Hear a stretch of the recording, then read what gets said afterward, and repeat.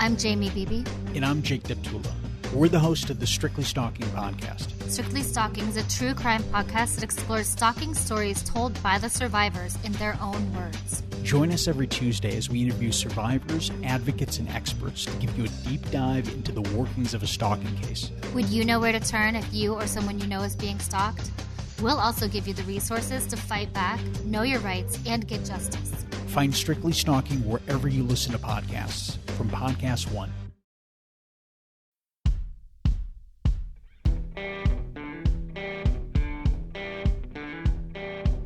I'm Brett. And I'm Alice. And we are the Prosecutors.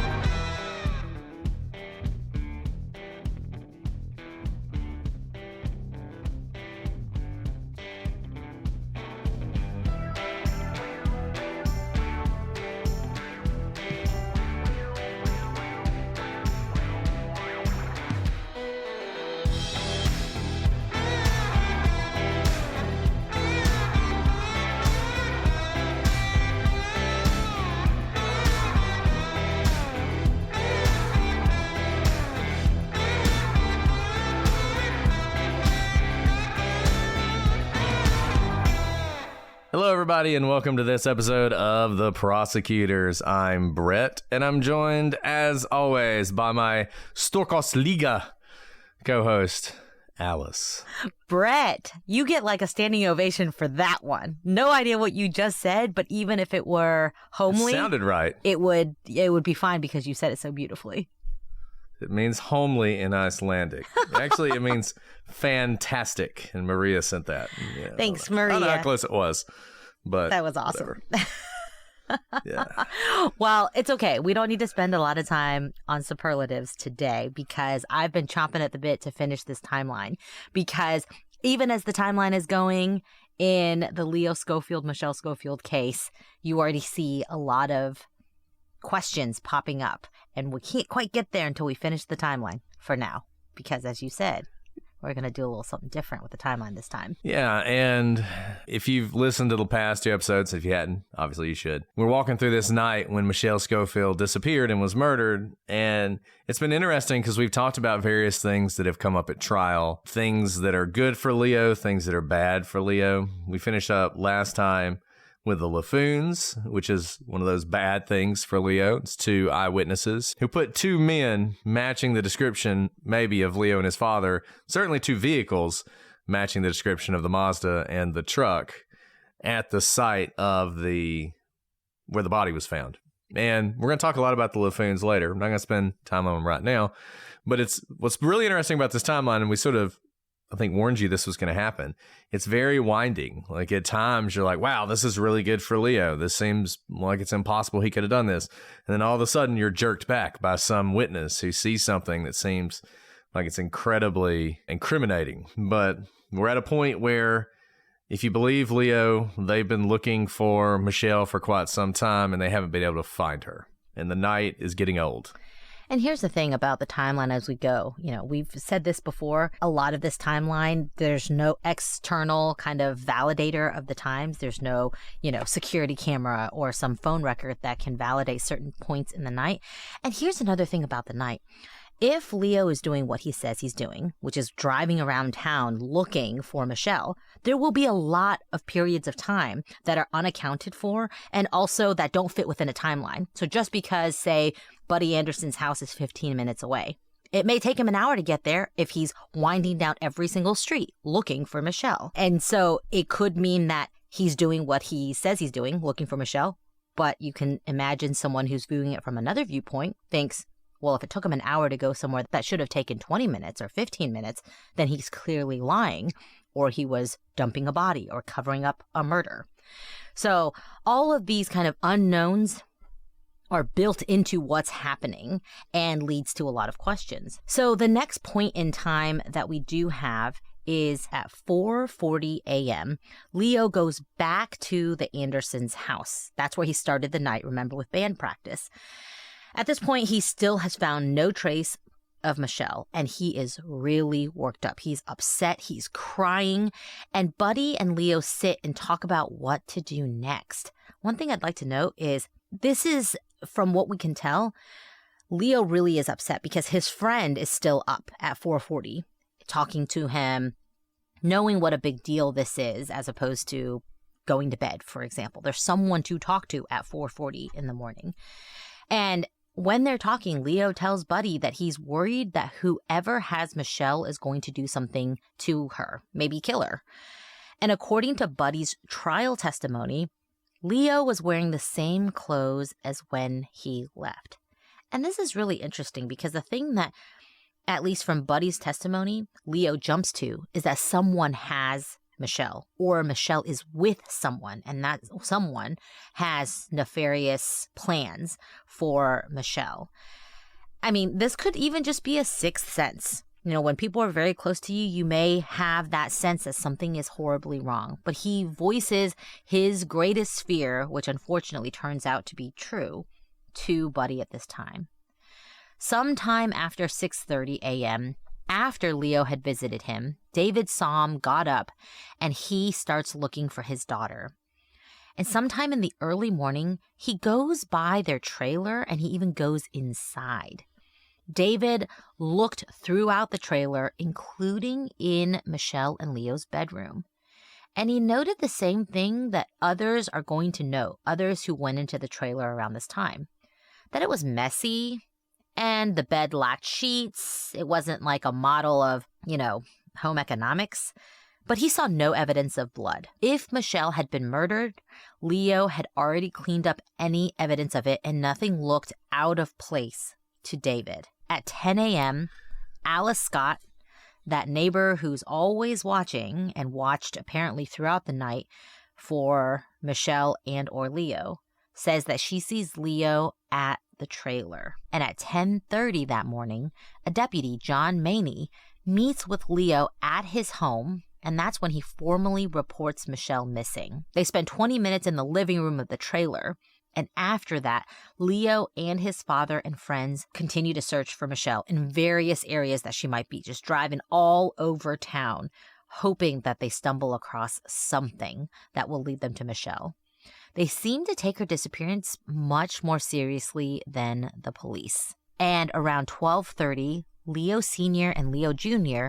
go to the police station to file a missing persons report. One thing to note here is that this is now, the third, fourth time that Leo Jr.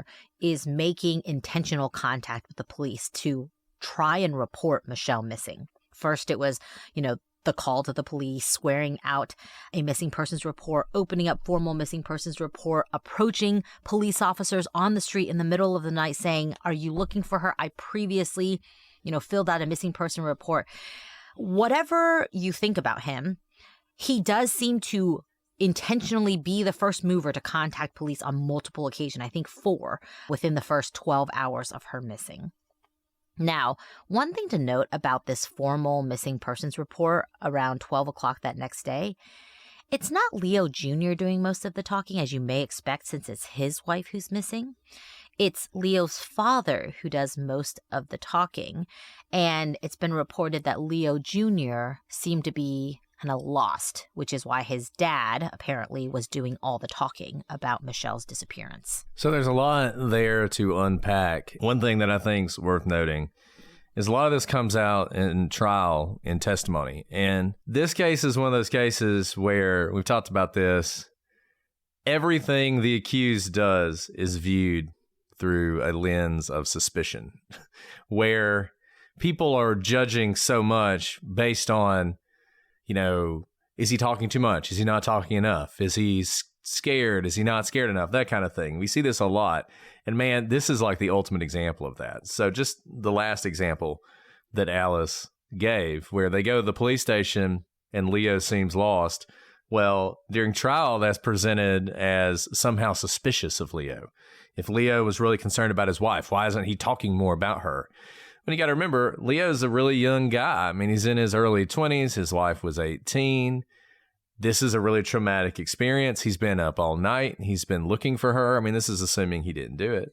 there's a lot of reasons to think he might not be in the best shape to talk to police officers. So one of the reasons they're having to file so many of these is there's some jurisdictional issues that kind of pop up, as always happens, where, like there's the county and the city and the other county and who exactly is dealing with this. And so I think it kind of bounced around a little bit, which is always frustrating. I think it was frustrating for Leo. The other thing people point to that's kind of similar to the loss thing is the fact that he was so concerned about her. We touched on this a little bit before, and Alice mentioned it as well. One thing that I think is worth repeating is Leo was worried about Michelle, really worried about Michelle. Even if you believe the prosecution's theory and believe that Leo murdered Michelle, he was really worried about her before the time that anybody thinks he would have killed her. So I only say that to say it doesn't seem, to me at least, that unusual that he's very worried about her at this late stage. Either he's murdered her, and this is part of his alibi and part of building an alibi, which is what the prosecution pushes, or it's just a continuation of how he felt before, whether it's a sixth sense or whether it's just he knows Michelle and he knows that she's late and he knows that she stays out and he knows that sometimes she's irresponsible, but she's never done anything like this. This is different from the things that have happened in the past. And this is not an incredibly safe area. There had been several girls who had been murdered right in this area, right around this time. And to me, this is one of those things, and there are going to be several days where I'm going to say this, and everybody's entitled to their opinion on how they view this stuff.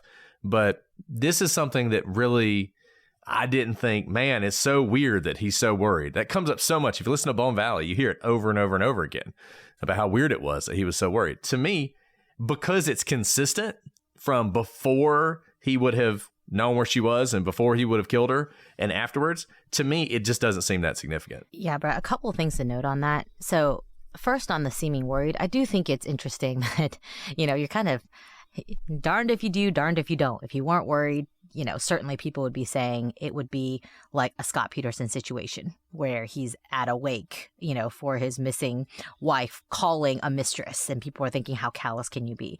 Here, he's clearly so worried that I also wonder, there are a couple theories of if Leo, it may have been that he was so worried about her, got really angry and hadn't premeditated this murder, but saw her, found her, and then got so mad because he'd been so worried that he then killed her. A couple things to know.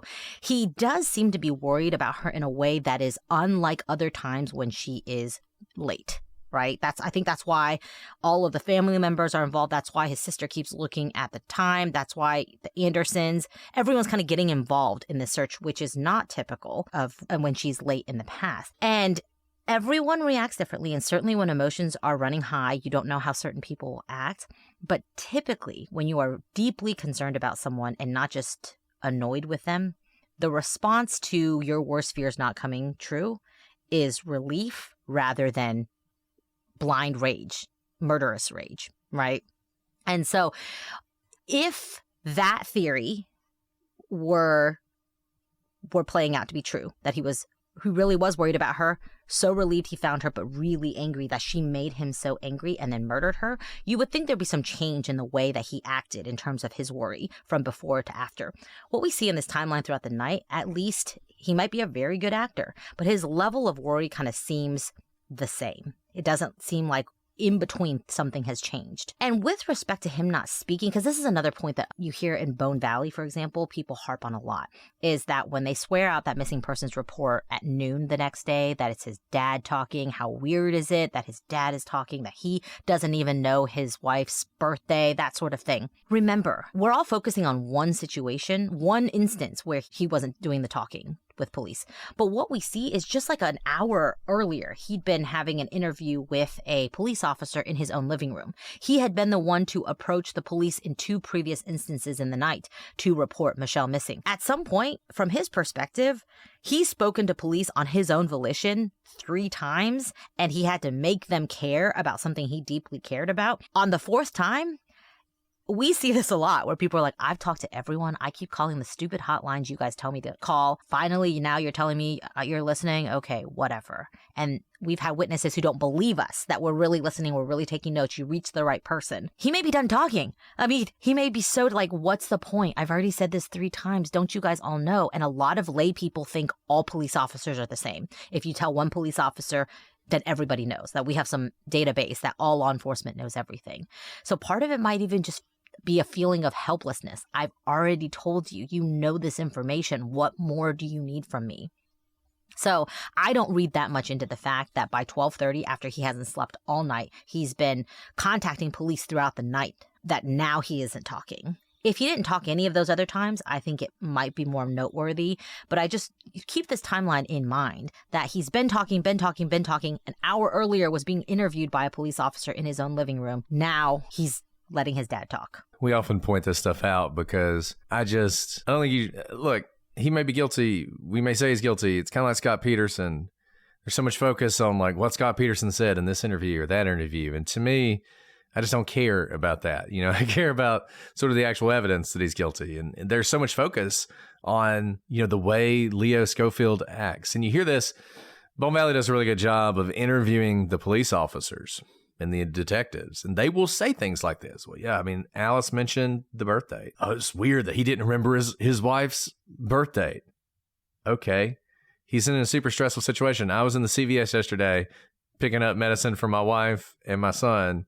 And they asked me my son's birthday, and I was like, and it took me a second. And I wasn't in a stressful situation. And it's like, you're really going to say a guy murdered somebody because when he was at the police station reporting his wife missing, he couldn't remember the exact year that she was born when she's a couple years younger than him? I mean, come on. Anyways, now, one thing that is more significant and is a mystery, and Alice touched on this as well when she was going through the timeline. As we're going to learn, this was a brutal murder, and it is a big part of the prosecution's theory, based a lot on what Alice Scott said she saw, that this murder took place in that trailer. And you've got David Somm sort of showing up very early in the morning, looking around this trailer, and he sees some stuff that's weird, like the lack of sheets.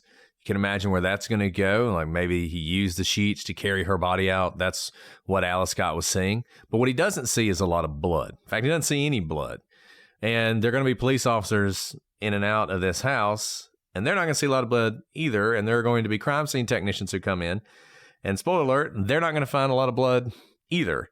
And there's sort of this mystery in this case. If Michelle Schofield was murdered in that trailer, why is nobody seeing any blood? Now, one thing the prosecution puts forward to explain that is what happens next in the timeline. Sometime later in that day, Alice Scott is going to say, and she'll testify to this, that she saw Leo with a carpet cleaner. So the idea is Leo murders Michelle. Well, he's got the carpet cleaner. And in fact, his father will testify that Leo did have a carpet cleaner, that they had borrowed it earlier from his landlord, and that Leo and his father would return it together. Leo had just gotten a new puppy, and the puppy was not doing a great job. So I think the idea was the reason they initially had it, whether it cleaned up blood later on or not, was to clean up the trailer from that problem. So Leo Sr. mentions this. On cross-examination, the prosecution will note that until he took the stand, he had never mentioned the carpet cleaner. This is something you see a lot, both in this case and a lot of cases, where people will say something on the stand they've never told the police. And the obvious cross-examination technique is to point out, like, well, why didn't you ever mention this to the police before? Why is the first time we're hearing about this in trial? To me, I don't know. Doesn't seem necessarily like a bad thing for the prosecution to confirm Alice Scott's story that there was a carpet cleaner. The problem with this, and what's interesting, is whatever's going on with a carpet cleaner, even if Alice Scott's telling the truth, and even if Leo had the carpet cleaner and all that, he's already too late. David Somm, as we said, has already been to the trailer and gone through it. If Leo was cleaning at this late hour, surely David, who had gone into the bedroom, would have seen what he's trying to clean up, unless it's a very small amount of blood in sort of a not obvious area. And of course, David wasn't alone in that. You also had this officer who'd come by the house. Now, he didn't go in the bedroom, but he was in the living room, and he doesn't report seeing any obvious blood either. And remember, if your theory is that Michelle was killed in the bedroom, he's going to have to take her through that living room. Wherever she died, there's going to be blood, and you would expect that there would be some blood in the sort of transport of her body. And we're not seeing a lot of that, and that's a little bit of a mystery. And I think the prosecution does a pretty good job at trial of using this carpet cleaner to stand in for an explanation for the jury. Kind of reminds me of Temujin Kinsu in The Plane Flight. So you have Kinsu, who has a great alibi, has a whole lot of people supporting his alibi. Doesn't seem like there's any way he could have gotten there. And the prosecution comes up with a theory that he rented a plane. Don't really have any proof that he did that, but they put it on anyway on rebuttal. They put a pilot on. He says, oh yeah, you could rent a plane. And if you did that, you could fly down. And that was sort of, that allowed the jury to say, aha, well, then maybe that alibi isn't as significant. I feel like here, the prosecution has a blood problem, and the way they kind of get around it is they point to this carpet cleaner. Maybe Leo did a really good job of cleaning up this crime scene. So with the carpet cleaning, I think this is really interesting because those 4 instances where the police, except for, I guess, when the police officer comes over to the trailer, I don't know who initiated that, but because Leo can control when he's going to the police to file the missing persons report, you would think if he wants to clean up any blood, he would clean up the blood and wait to go file the missing persons report. But if you look at this timeline, he is going to file the missing persons report on multiple occasions, all before Alice Scott reports seeing him with a carpet cleaner, which just seems a little bit, flipped on its head if what he was trying to do was to cover up what was happening in the trailer. And I think that's really important here. Yes, when you hear carpet cleaner, alarm bells start going off in your head, and the prosecution absolutely seizes on that. But that timeline is really important, as Brett says. So many people have walked into that trailer, and specifically, what did they see? Let's say that Alice Scott got her timeline wrong, and there was a carpet cleaner, but she was wrong. It was earlier in the day before anyone had entered. You would imagine someone who has spent time cleaning up all traces of blood, even if your apartment is messy or your trailer is messy, you have to clear things out of the way in order to make sure you get all of it, especially if you already have a messy trailer. If there's clothes kind of strewn about, you would either throw away all the clothes because you don't know what's splattered onto the clothes and you can't necessarily carpet steam all of the blood out of the clothes, or at the very least, you would move all the stuff out of the way so that you could reach the floor. So all the debris, all of the trash, all of the messy stuff you have in your house to one side so that you can clean the carpet.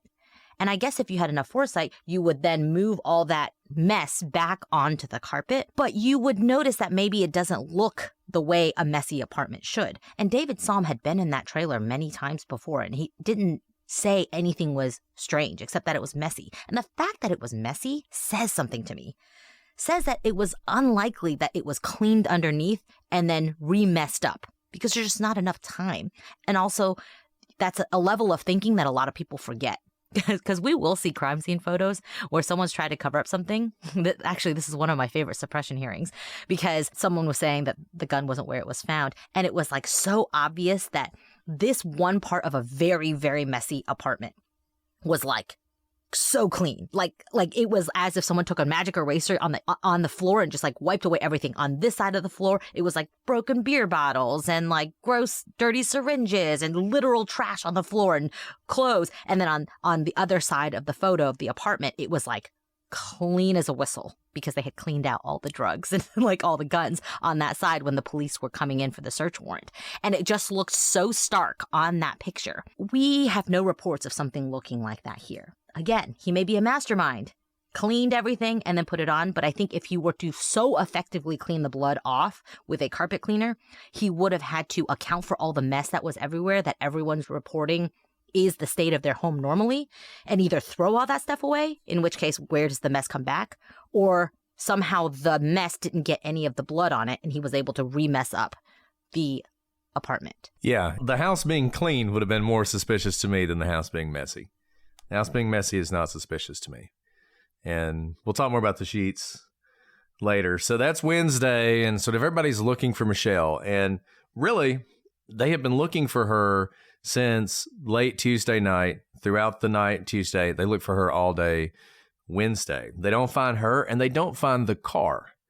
But then on Thursday, one of Leo's friends is driving down the road, And what does he see? He sees the Mazda, Michelle's car, parked on the side of the I-4 interstate. I-4 sort of bisects the area that we've been talking about. Essentially, all Leo's house, Tom's restaurant where she worked, Sparky's, David Som's house, all of that is south. Damn, keep going southward. If you want to find the Andersons' house and Vince Rayner's house and Leo's parents' house, that's a little bit north and west of I-4. And when they're looking for Michelle, they've been looking for her basically between Sparky's, which is where that payphone was and where they think that she made this phone call, and Vince's, where she was going to go. That's been their sort of search area, looking for her. And then all of a sudden, they get this call that the car's been found, but it's been found sort of northeast on I-4, going away from everything we've been talking about. Michelle's car is on this interstate, sort of going away from the areas that matter. If you're watching on YouTube, got a map up, you'll see this now. So anyways, so he finds this car. He calls Leo. Leo goes out to the scene, and after he sees the car, he actually climbs up a hill to sort of an exit ramp to a convenience store and calls the police. The police show up. The car is locked except for the hatchback. So this car has a hatchback in the back. That part is unlocked. The rest is locked. The hatchback has, when you open it up, something interesting about it. The speakers and the power booster have been stolen from the car. This is the 80s, stealing stereos. Back in the 80s, those of you who were alive back then, it was pretty popular. And I remember they used to have those little plates, or you had like removable radio plates. You could take them off so people couldn't steal your radio. This was, I don't know what was going on in the 80s. We also had what was that thing that you put on your steering wheel to keep people from like a the club? Club. Yeah, they called it the club. I had friends who would like take their radio, whatever sound system out, and like took it with them when they left the car so it couldn't be stolen. Yeah, I mean, that kind of thing. So they find her car and voila, something's been stolen from the car. Police show up and they also notice the car is still in gear. And the tow truck guy, he releases the brake. He's trying to get it out of gear, but he never could do it. And the state of the car also becomes a little bit of a mystery. Why is it in gear? Why is it parked on the side of I-4? The way it is. It is about 7 miles away from where Michelle's body will be eventually found. And look, the fact that this is a friend who found Michelle's car, and while it's a few miles away from where Michelle's body will be found, and like I said, it's away from sort of the general search area that the family's undergoing, note that the police didn't find it. And I think, as we mentioned earlier, the police don't really take this seriously, maybe up until this point. The police think 18-year-old newlyweds, she's off on some, that's what they think's happened. She's gone off with a boyfriend, whatever, she'll turn up. They don't put many resources into this. And if the friend hadn't found the car, who knows how long it would have taken for somebody driving down I-4 to notice this car and report it in. Yeah, I do think this is really interesting because I-4 is an interstate, and it's just, even if the search party is not going out in this direction, you would think that there's police going down the interstates at all times, even if it's not their jurisdiction, they're going to the next jurisdiction. And I would think an orange Nissan is kind of something that is be on the lookout for all police. And it's so strange that no one saw this very distinctive looking car on the side of the road for days. One thing that I just don't understand, maybe it's something you can explain to me because you understand a lot of things, especially from the 80s. What does it mean when they say that the car was found in gear? I know it means it wasn't in park, but what does it mean? Well, the part that gets me confused is that clearly something happened and the car stalled, but what does it mean that the tow truck people couldn't release the car even when they took the brakes off? Do you know what that means? That's something that So we're going to spend a lot of time on the car and its state, but essentially it's in drive and they just can't get it out of drive into park. And apparently whoever's driving it at the time couldn't get it out of drive into park. The car has some serious issues. Whoever did this did not decide to dump the car here. Whatever happened, the person who was driving this car had to pull over and stop the car. And there's going to be a technician who will testify about this. We're going to talk a lot about it. So Don't you worry, Alice. We're going to spend some time on this vehicle. I mean, I would just tell you, like, I have a lot of, this is also interesting because you're right about that. Something malfunctioned with the car. The fact that it's not in park says that. How it malfunctioned, when it malfunctioned, and how much it could still be driven, because it obviously has something to do with Michelle's disappearance, I think says a lot about whether Leo could have done it or not, and kind of what the motivations are if it wasn't Leo. So anyway, little spoiler there, but that is something I have fixated on, and I look forward to hearing more about it. So that was on Thursday when Michelle's car is spotted, but remember, the car is locked and Michelle's not in it. So they continue to look, and they're thinking Michelle's body has got to be close, but they find nothing on Thursday. It's not until Friday, February 27th, that Michelle's body is found, and it confirms everyone's worst suspicions. She's not just off having fun. She didn't just run away to go party with some friends. She had been met with a terrible fate. Her body is found in a canal off of State Road 33 near the intersection with I-4.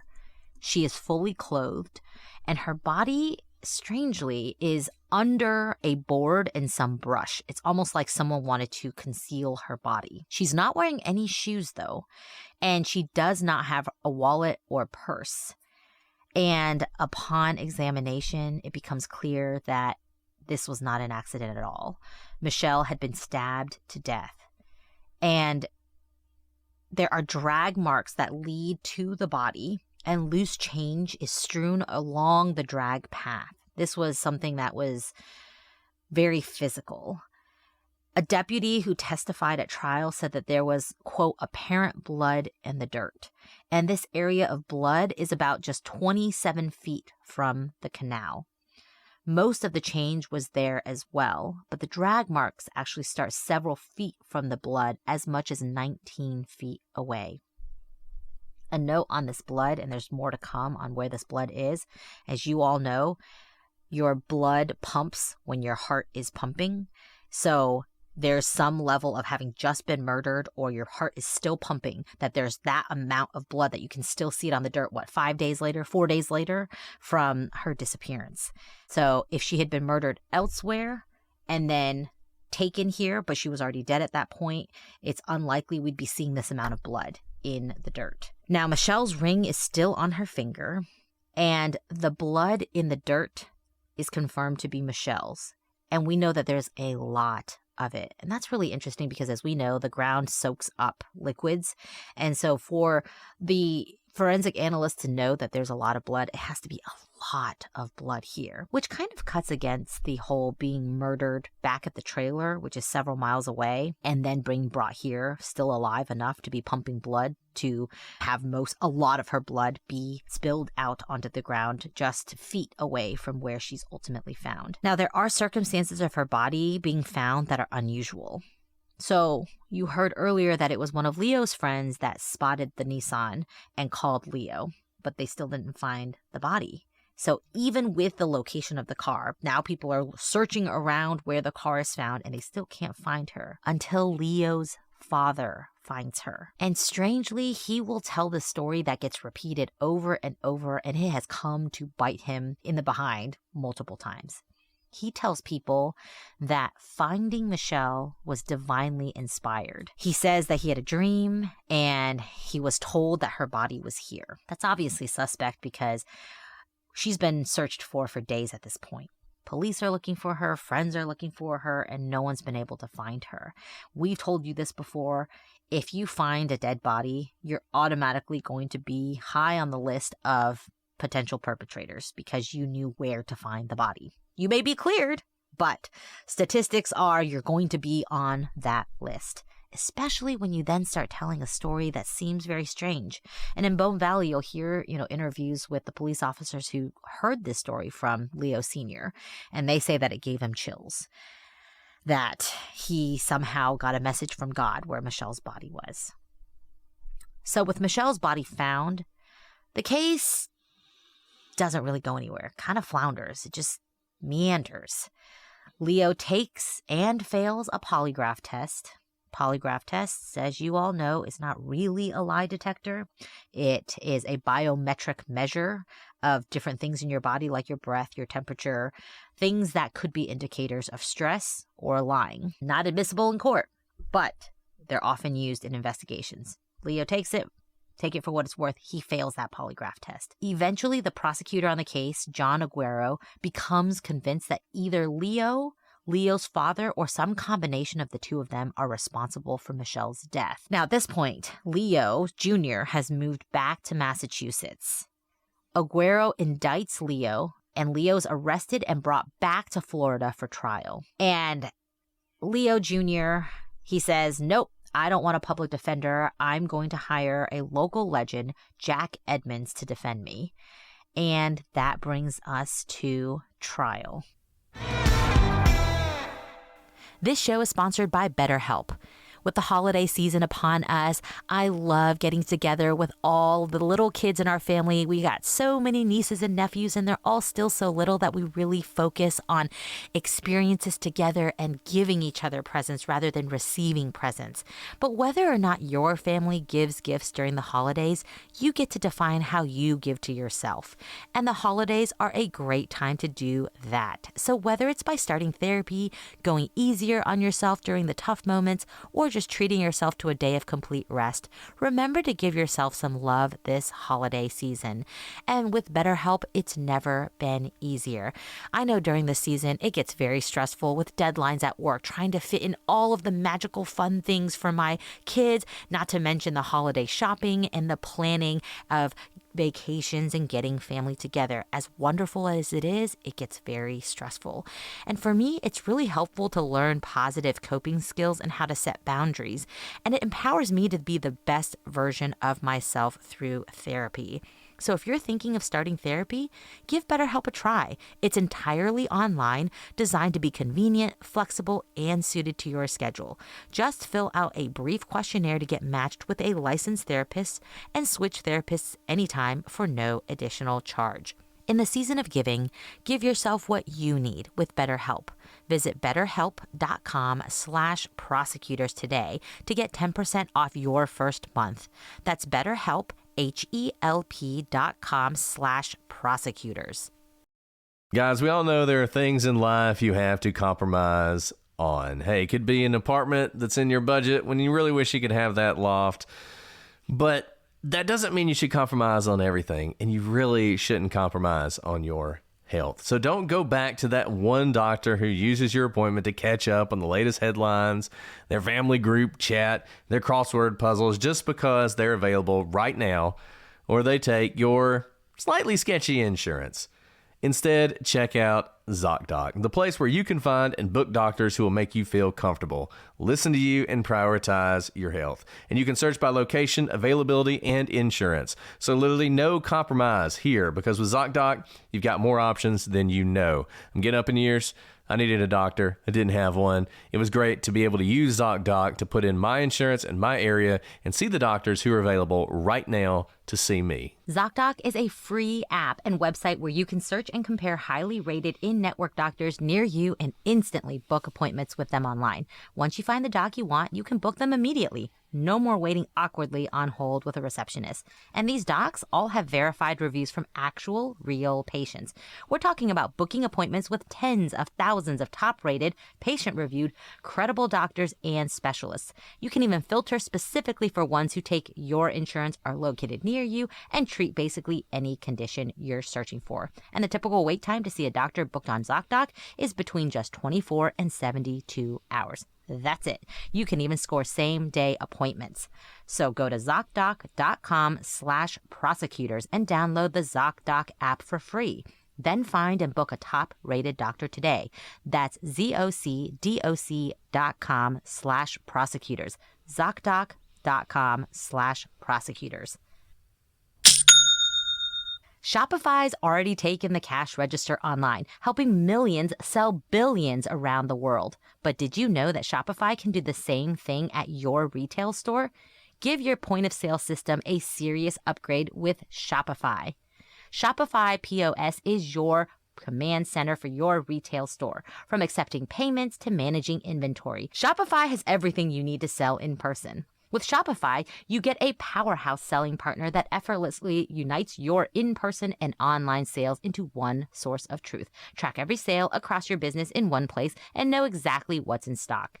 Connect with customers in line and online. Shopify helps you drive store traffic with plug-and-play tools built for marketing campaigns from TikTok to Instagram and beyond. Get hardware that fits your business. Take payments by smartphone, transform your tablet into a point-of-sale system, or use Shopify's POS Go mobile device for a battle-tested solution.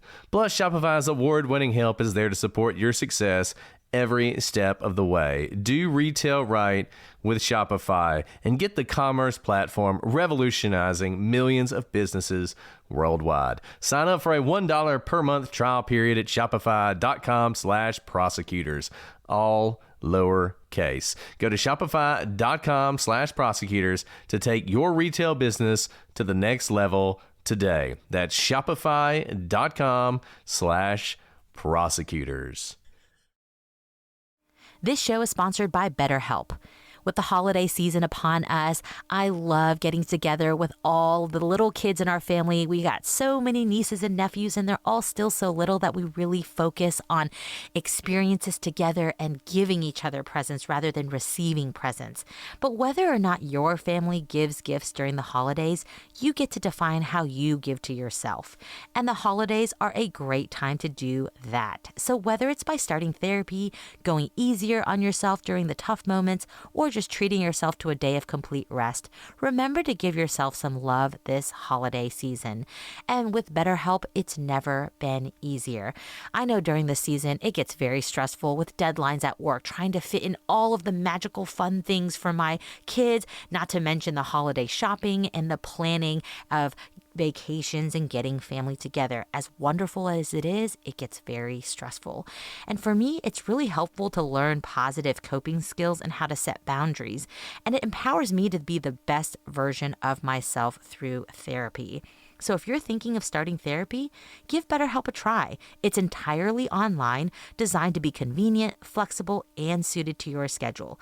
Just fill out a brief questionnaire to get matched with a licensed therapist and switch therapists anytime for no additional charge. In the season of giving, give yourself what you need with BetterHelp. Visit betterhelp.com/prosecutors today to get 10% off your first month. That's BetterHelp, HELP.com/prosecutors. Spent a lot of time on this in Bone Valley about Jack Edmonds and the public defender.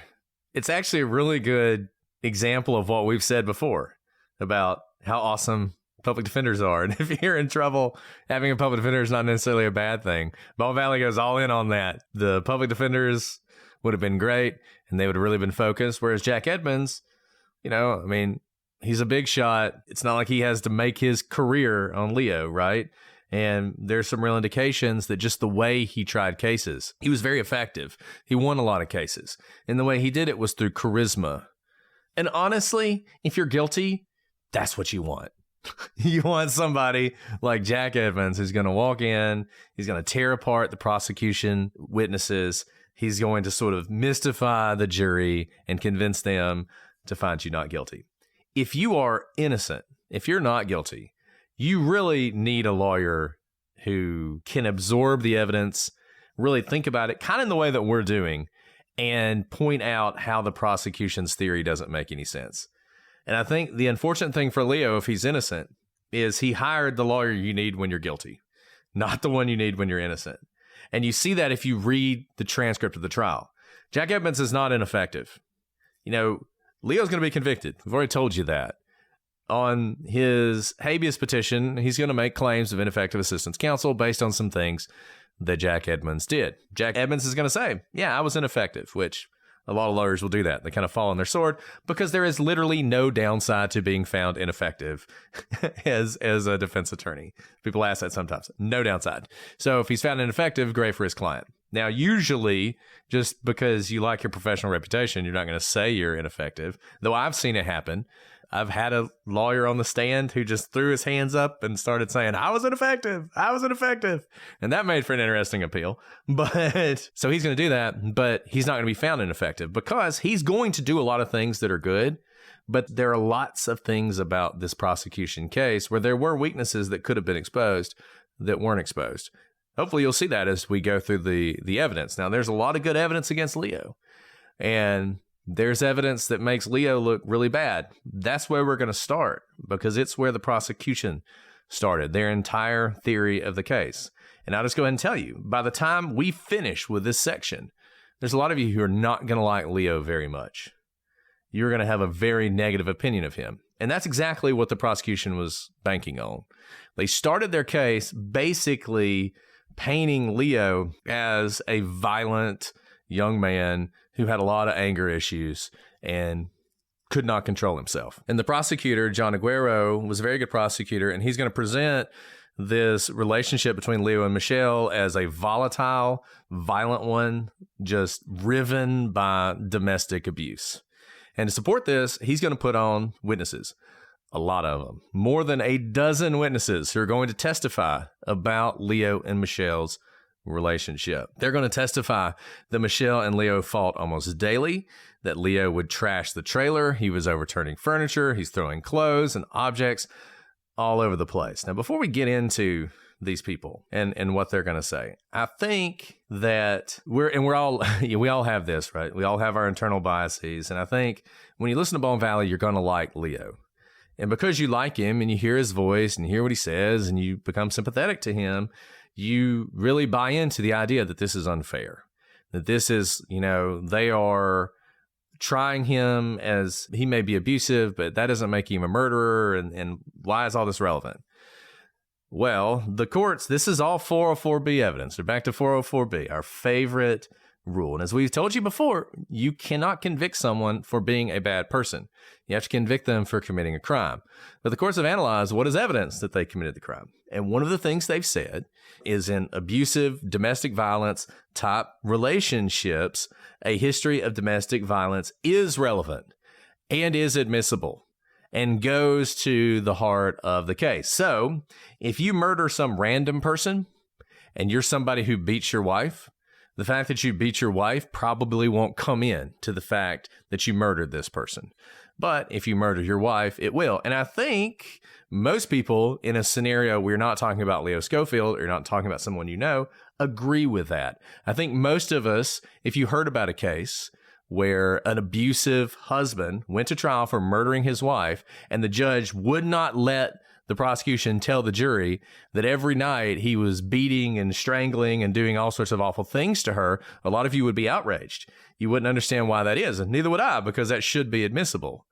But then when it's about Leo, all of a sudden it becomes unfair. Now, I will say this, 404 evidence should come in, but there is a balance, and one of them is at some point evidence becomes more prejudicial than it's probative. That's Rule 403. And it can be because it's cumulative. I think there's a pretty good argument that over a dozen witnesses was overkill, that this was too much. But the thing is, and this goes into sort of where Jack Edmonds should have been more aggressive, that's on the defense. The prosecution, if they have admissible evidence, they can decide to put it all on. Now, they may not. Alice and I have been in situations where we have not put on witnesses who we thought would be good witnesses because we knew the trial was going long. We thought the jury got it. We were worried that they might be bored. We didn't want to, all sorts of reasons, right? So you don't put it on. So maybe if you have 18 witnesses who can testify to domestic violence, you only put on 6 as part of your trial strategy. But if it's admissible, there's nothing wrong with you admitting it. And it's on the defense to try and stop it. And it doesn't seem like there was ever any effort to stop this evidence from coming in. Yeah, I mean, I certainly would have objected on each one as inadmissible because some of you may be thinking, well, what's the big deal? It's the same information that's being heard over and over again. But the thing is, when you are told the same thing over and over, you begin to think it's true. And you'll often see defense want to call the same number of witnesses, which they almost always cannot because the prosecution has the burden to prove something, is you'll see they try to have, a number of witnesses just to look like the balance sheet is on there. So I would have fought tooth and nail here to keep out certain amount or even reach an agreement on the side outside of court with the prosecution. Like, we can even agree that there are 12 people who will testify to this. Let's just hear from 6. Because even if the jury knows there are 12 people who can testify to this information, you only hear from 6. That's only 6 testimonies that you hear, because each one is going to have its impact, a different impact, because it's from a different point of view on the jurors who are listening. Now, we're going to go through some of them. We're not even going to go through all of them because, frankly, this part of the transcript got boring to me. It was where it got very repetitive because basically, and you're going to see some of this is eyewitness testimony of things happening. Some of it's very speculative. There's also, I can't tell you whether or not this testimony is true or not. I can't tell you whether any of this happened. We're going to tell you what Leo says about it after we tell you what they say. I do feel like in this case, and you're going to see this a couple times, the thing about witness testimony is people, what they remember is not necessarily what happened. And their memory may be clouded by things that happened afterwards. So imagine a scenario where you're in a room with 2 people who get in a fight, get in a verbal altercation, they're screaming at each other. And then later on, one of them ends up dead. And you're called to testify about that. You may remember that being even more volatile than it was, and I think you're going to see that a couple times where you kind of wonder exactly what's going on here. And is all this true? I don't think there's any question that this was a volatile relationship. And I don't think there's any question that Leo was violent and that he was violent with Michelle. Some of the stuff that we hear, I just don't know if things went down exactly the way people said they did. But let's give it to you so you know. But just to prepare you, when we finish with this, you're probably not going to like Leo very much. So the prosecution lays this out. They call Bobby Levins, and he actually lived with his girlfriend Mary and the Schofields for 3 months. Remember, the Schofields, Leo, Michelle, they didn't have a lot of money. And so they tried to sort of offset the fact that they didn't have a lot of money by having roommates. So they have roommates in this sort of small trailer. That was not the perfect situation. It caused a lot of stress and a lot of tension. And Leo talks about this too. But these people are there witnessing this relationship. And Bobby would testify that Leo definitely had a temper. Bobby would go off to work and he would come home and he'd find furniture upside down. He'd find windows busted out.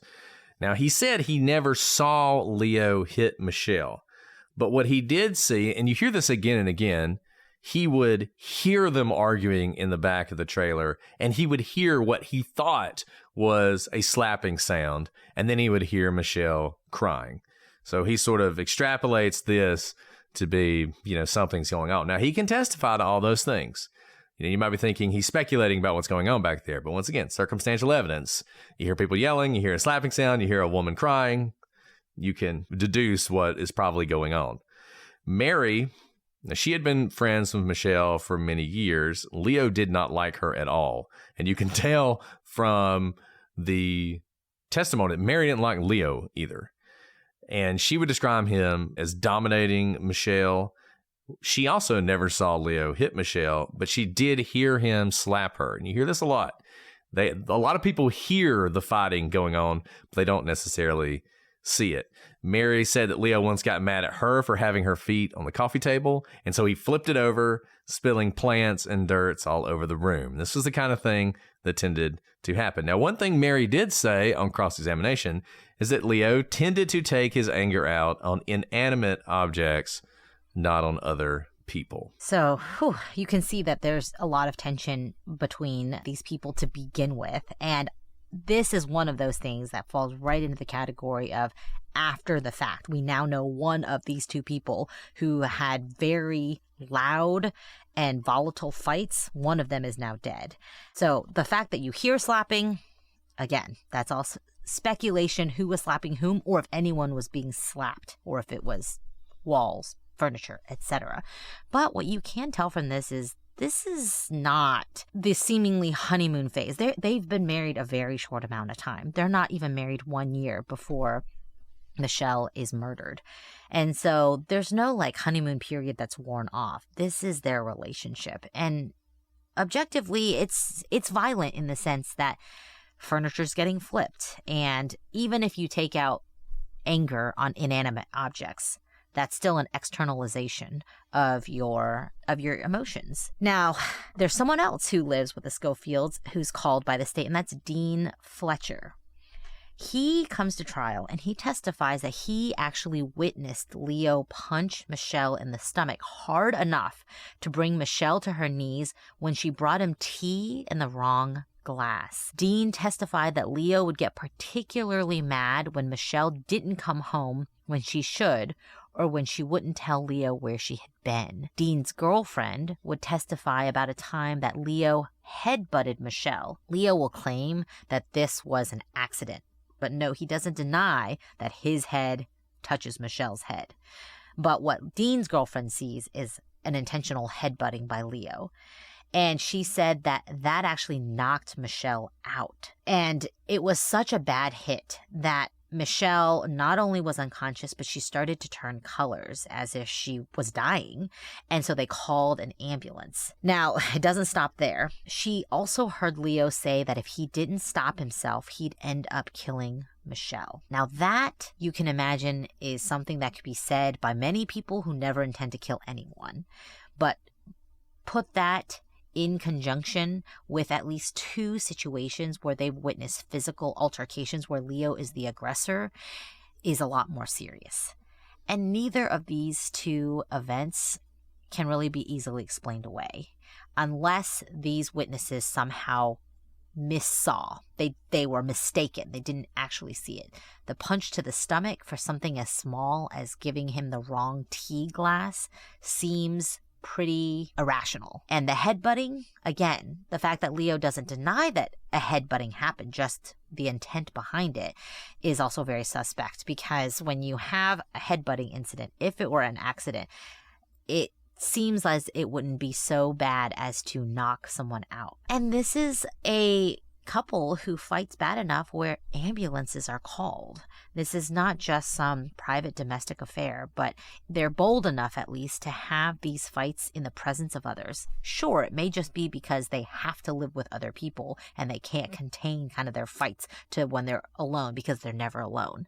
But the fact that there are lots of other witnesses to their volatile relationship, I think goes to the fact of what Brett already said. I think Leo is a violent person. He is an angry person, and they do have a volatile relationship. Does that necessarily mean what happens to Michelle was at the hands of Leo? No. But this is all very relevant, and that's why the state starts here, and it's effective. Leo is not coming off good at all. And it's not just those witnesses who see physical altercations between Leo and Michelle. Ricky Scott takes the stand and testified that he'd seen Leo drag Michelle out of her car by her hair. And look, I mean, this is effective because, number one, it shows violence against Michelle, but it also is conditioning the jury. The jury, every time you guys listen to a case, when we do a case that's controversial, we always present evidence to you, and oftentimes we'll present evidence that could be interpreted one of 2 ways. It could be bad for the defendant, could be good for the defendant, depending on how you look at it. This is conditioning the jury to, when they have those decisions, to assume the worst about Leo, right? It is very effective. Arguably, the prosecution had won this case by the time this testimony ended. The jury was already primed to believe that this young woman is dead. Her husband was really violent. He'd been violent with her before. He'd been violent with her before in situations that are kind of similar to what we're seeing here. Remember the prosecution's theory. Leo comes upon her at some point after being so concerned about her when she's been gone all night. And he loses his mind, and they get home, the whole dragging her into the trailer by her hair. You can imagine the jury seeing that in their mind the night of the murder. So yes, this is very effective, and it's not great for Leo, and it just continues. I mean, this is just sort of over and over and over again. Michelle McCluskey is also going to testify. Michelle was Michelle's best friend, and she was also a close friend to Leo as well. And she testified, and her testimony is particularly damning. She testified that she witnessed Leo hit Michelle on more than one occasion. She also testified that during one of their fights, she heard him yell, "Shut up, I hate you, I'll kill you, you bitch." Now, her testimony was much more intense than earlier reports. This is another thing that you see a lot in this case. When she initially talked to police and gave them a statement, she said that Leo, quote, might have hit Michelle once before. Not that once is once is too much, right? But compare that to what she's saying at trial. She's much more aggressive in what she remembers happening when she's talking in front of the jury. She has other damning testimony. She testifies that after the murders, Leo was standing in her driveway and said that he could have murdered Michelle and not remembered it, that maybe he blacked out and didn't even remember. Obviously, she found this to be very disturbing.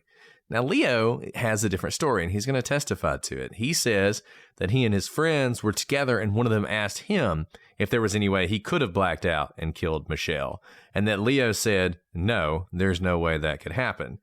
And once again, this just goes back to memory and why people say the things they do, and are they lying intentionally, even if what they tell is not correct. And maybe Michelle's telling the God's honest truth, and Leo said that. But it's very easy to imagine how Michelle, through the lens of, I am now convinced that Leo killed my best friend, remembers this conversation going differently than it actually did. And remembers Leo being the one who says that, not having it presented to him. And this is why, as we've said many times, I mean, people, they always want to talk about how, this is just a circumstantial case. This is just a, if only we had witnesses who could testify. Their witnesses are terrible. I mean, memory is so fallible. And like I said, she could be remembering exactly what happened, but Leo's story is pretty plausible. And it's just not hard to imagine if she heard that, her transposing that. Now, her saying that she saw Leo hit Michelle on multiple occasions, that being so different from what she told the police, it could be that initially she really believed Leo was innocent and she didn't want to paint him in a bad light. And she didn't want the police to think Leo did it when he didn't do it. So she softened it, and she didn't say how violent Leo had been. That's another possibility you have to consider. And, a lot happens before you go to trial, but once people are sitting in trial, and even though people are innocent until proven guilty, the fact that she's testifying on behalf of the state, and this is her best friend, whoever killed her, that person has robbed her of her best friend. There are a lot of emotions and personal, kind of life wrapped up in this testimony. And at the point where she has been prepped by the prosecution, is on the stand testifying for the prosecution against who she thinks is the murder of her best friend. You can imagine that she's not trying to lie or misremember a conversation, but rather probably has confirmation bias in her own mind. And at that time, when this conversation was happening, may have thought, I can't believe you killed my best friend, and heard what her brain thought she was supposed to hear. This is kind of like when you finish people's sentences, when you think you know what they're going to say, so you finish their sentence, and in fact, they were going to go a completely different route. You weren't lying or trying to misstate what they were saying. You just thought you knew where it was going, so your brain was filling in the blanks faster than the other person was speaking. That may have happened here. So I say that just to show how fine a line it is to jump to, oh, witnesses are lying. I've said this many times before, and I still stand by it. My first thing is I do not jump to a witness is lying, because your brain does so many different things, especially when you have a narrative in your head and you have other circumstantial evidence that would fit a particular narrative. Your brain starts to look for supporting facts for your narrative as well here. And this is just hard to know what was actually said. Obviously, we know that Leo's not going to get on the stand and say, yeah, I said that, right?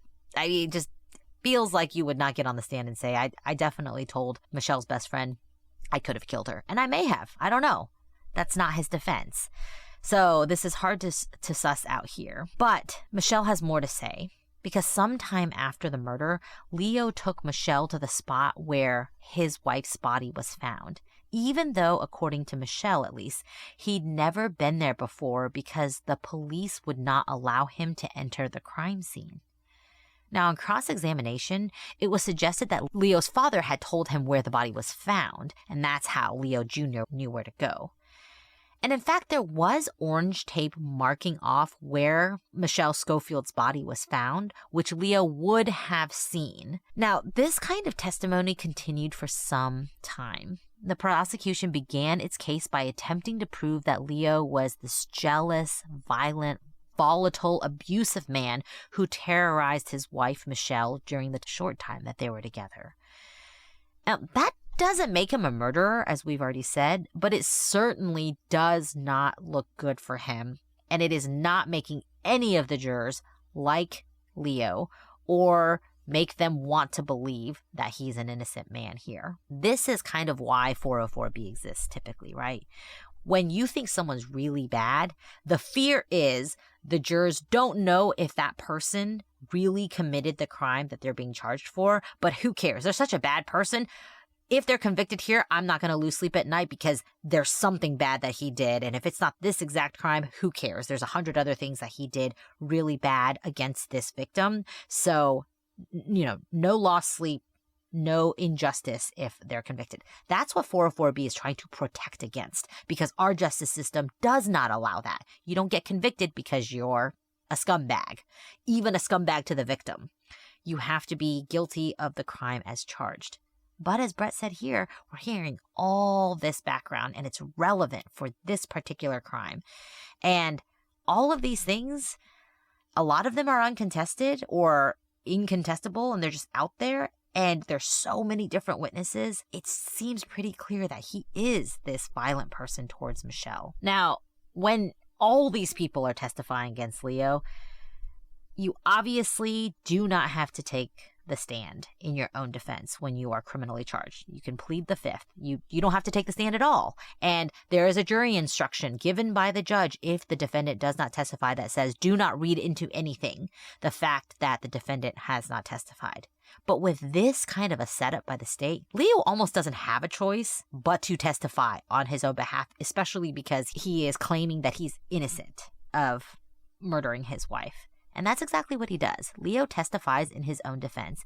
And when he did, he owns up to some of his actions, some of what the state has put on about his violent relationship.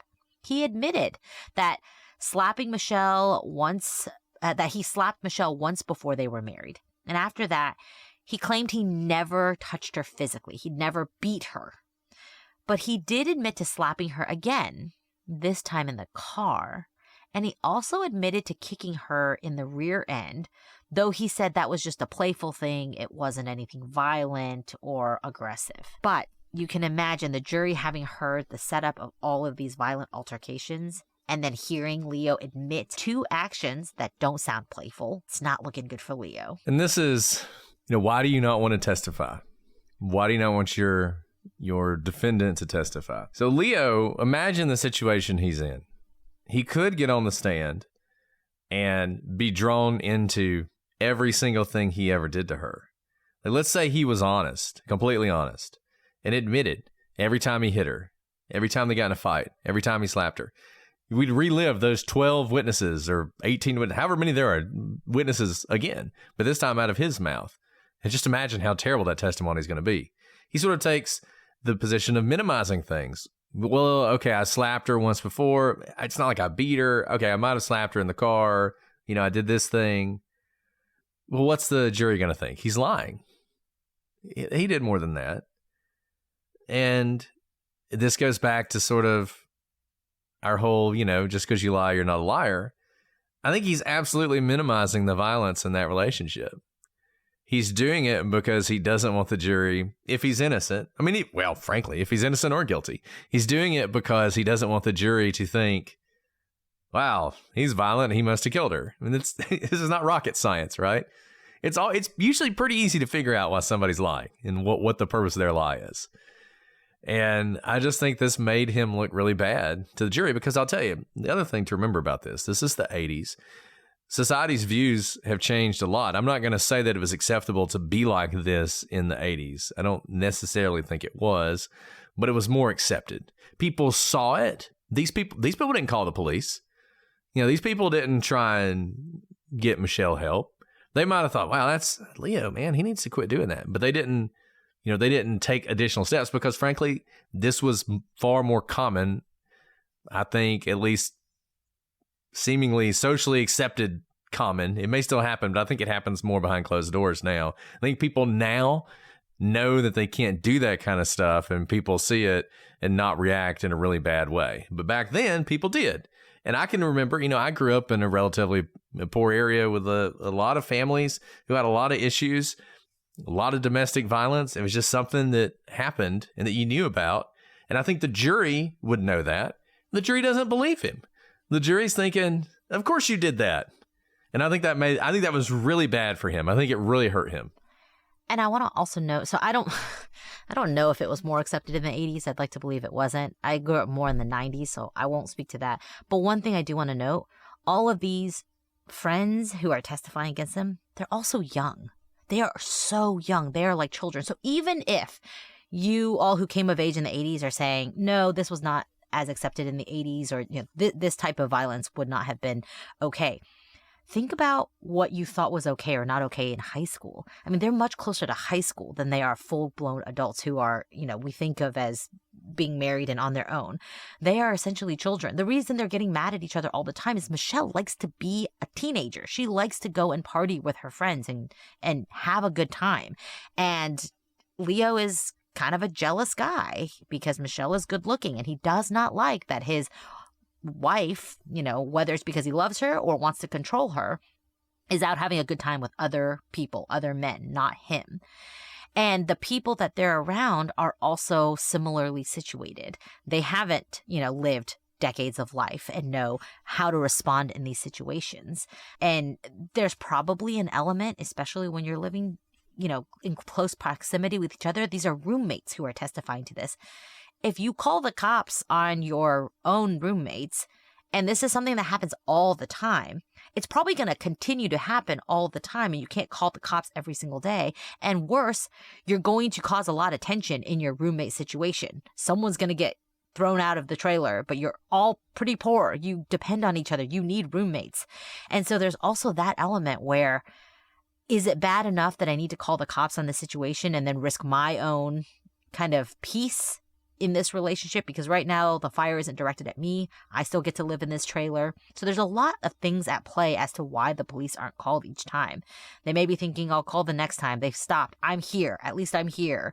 It's not getting any worse. This is no worse than what we're seeing here. Whether it's being dragged out of the car by the hair or whatnot, they're just young and passionate. That doesn't excuse any of it, but trying to explain how these witnesses can be testifying to pretty horrendous situations, but not have ever reported it to the police, and that they're not lying. So all that's really bad for Leo. But there's some interesting things that come out in cross-examination and sort of the police file that make you wonder how accurate all of this is. The roommates we talked about, pretty bad. They lived with them. They witnessed these things. All those relationships ended poorly. When a bunch of people who don't have a lot of money are living together, it's pretty easy for things to get tense and acrimonious very quickly. These are people that Leo would eventually kick out of the trailer. These are people who left on really bad terms. We mentioned Mary earlier. I mean, she couldn't stand Leo. Michelle McCluskey's also interesting. So you might wonder, why would Michelle, her testimony is so aggressively anti-Leo. You listen to Bone Valley, to this day, she's very aggressively anti-Leo. And she and Leo and Michelle, they'd been best friends before the murder. Michelle had spent the night at the trailer. One of the nights they were looking for Michelle. Incredibly close. But by trial, she views Leo as a complete monster. Well, the simple answer might be that the evidence convinced her that this man killed her best friend, and so that's how she's going to view him. But there was something else going on as well, because it's the 80s. So of course it was going on. Michelle's mother, Linda, would tell David Somm that she had seen Michelle's murder in a dream. And in fact, she knew that it was an occult sacrifice planned from before Michelle and Leo were married, and that Leo's band was a front for a satanic cult. You just can't get away from it. So with that kind of stuff bubbling around in the community, you can imagine how people's views of Leo, even people who'd been friends with him, might have changed by the time of trial, and how that might color some of the things they were saying. And one reason, even though I think it's pretty clear this was a violent, volatile relationship, you can take maybe some of it with a grain of salt. Okay, I promise we're not going to spend 14 episodes on this case. We're really not. We are moving through it. We got a long way to go. But, we're done with the timeline. We're really going to be getting into a lot of the evidence next time. We're going to talk about the autopsy. We're going to talk about how the autopsy and the timeline fit in and the dump location. We're going to talk about the finding of the body, which is one of the most important things that happened. One of those things, we talk about this sometimes. Why do people get tunnel vision?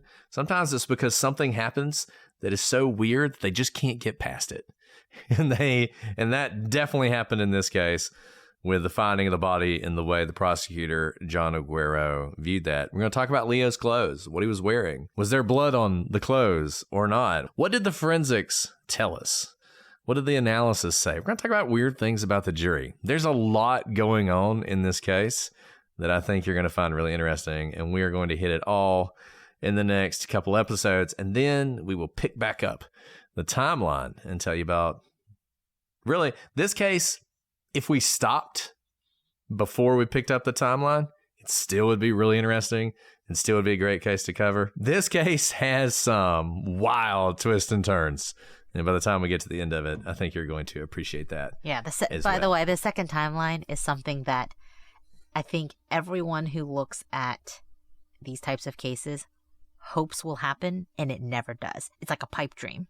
It's something that will never, ever happen in any case, and it happens in this case. It totally does. It totally does. So, in other words, please come back. Yeah. Trust us. If you're not enjoying it up to this point, it only gets better. Okay, Alice, let's do some questions. Let's do it. Okay, let's see. Do you think the Murdaugh murders could have been planned as a murder-suicide and he chickened out? That's Jane Perillo. I don't think so. I think he always intended to survive, at least maybe until the second, the sort of quote-unquote suicide attempt. That was a real suicide attempt, maybe, but no. I don't think when... No, you know why? Because it would have just been a suicide. There was no need for the murder part of it. Like, I mean, it would have just been a suicide. Let's see. Sadly.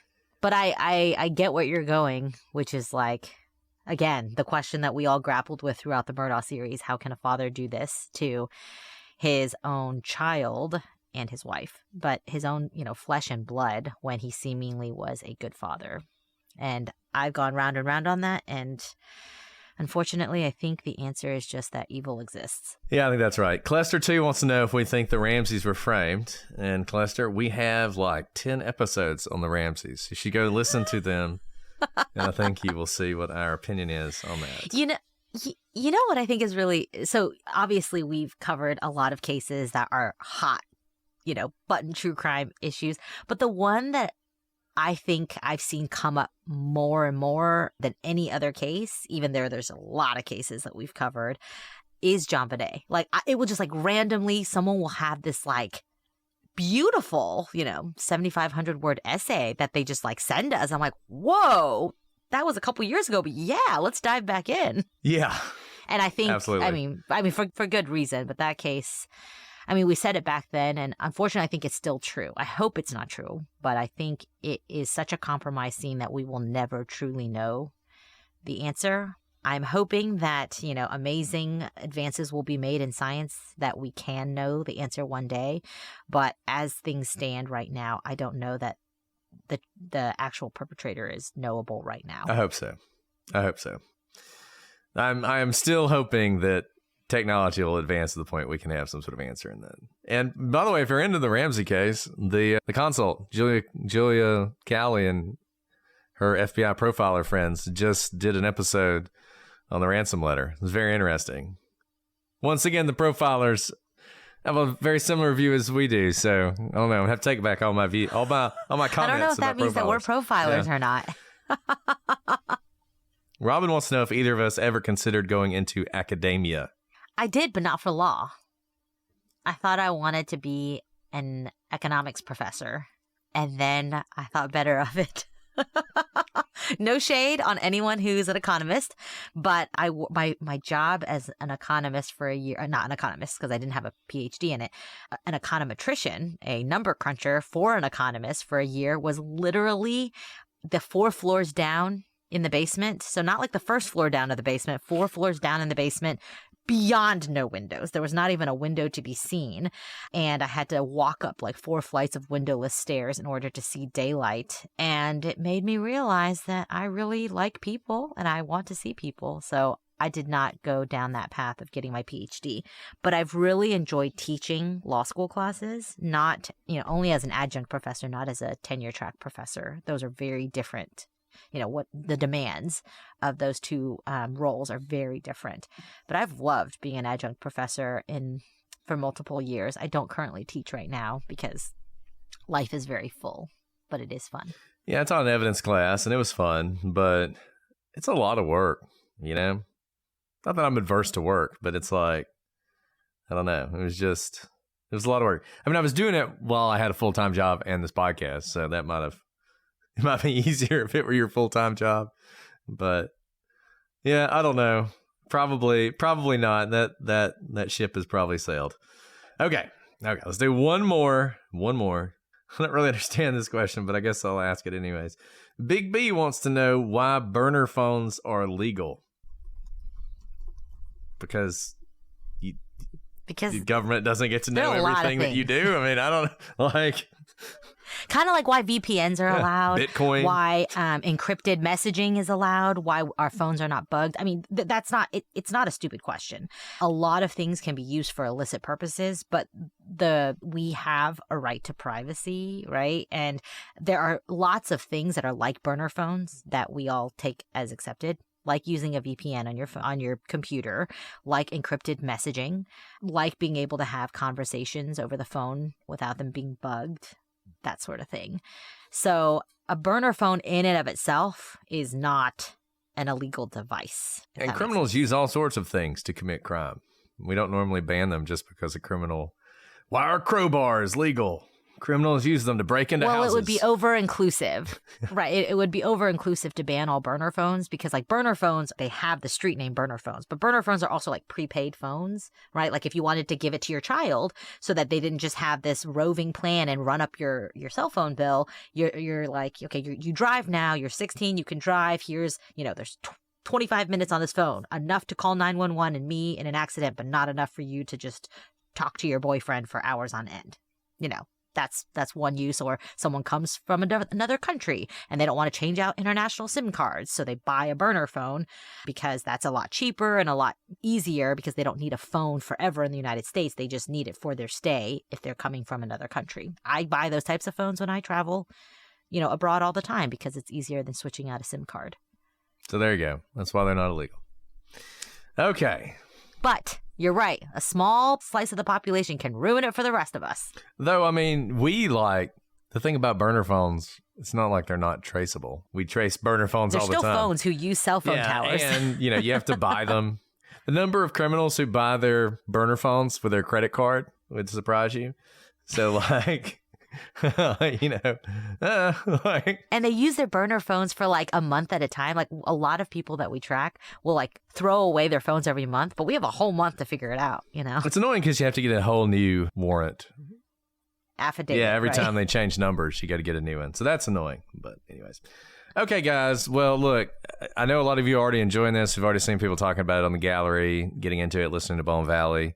So I hope you guys are enjoying it as well. We want to hear what you think. Send us an email, prosecutorspod@gmail.com, @prosecutorspod for all your social media. Join us on the gallery, which is our fan-run Facebook group. We're on it all the time, but we don't run it. It is run by the fans, for the fans, but we enjoy the conversation.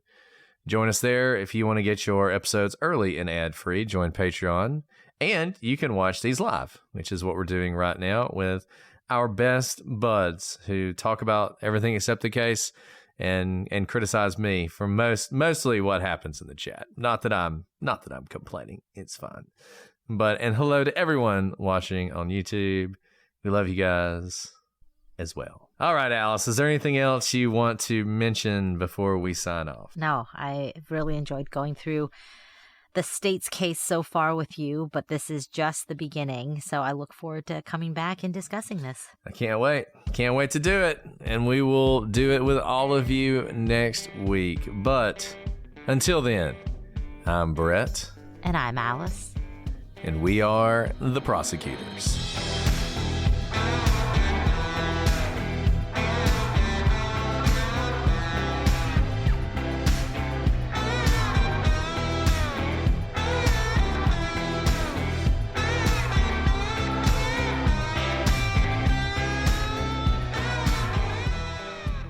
closest I ever did to a polar plunge is we just continue the humble bragging. I was in Budapest, and they have these like hot springs and like baths, like bathhouses, like these that are like 2,000 years old or whatever. And everybody goes, and like most of them are hot springs, but they have outside. It was in the winter. It was in January, and snow, ice everywhere, freezing cold. And then outside, they had these like really cold pools that people would go jump in and then run out and run back to the thing. And I was like, okay, I'm gonna try that. It was really cold.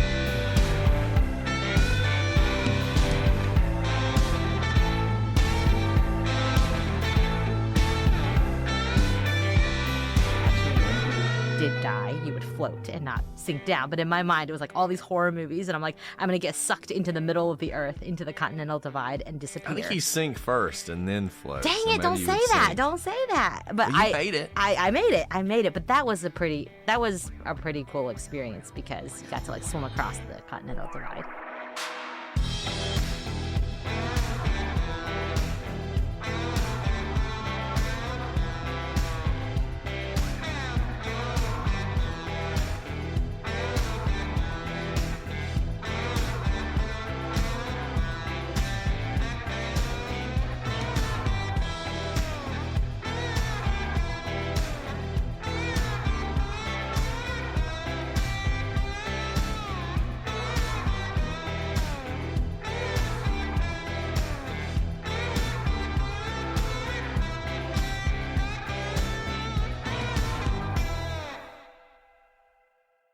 Hold on to your jingle bells. Pluto TV has all your holiday favorites for free.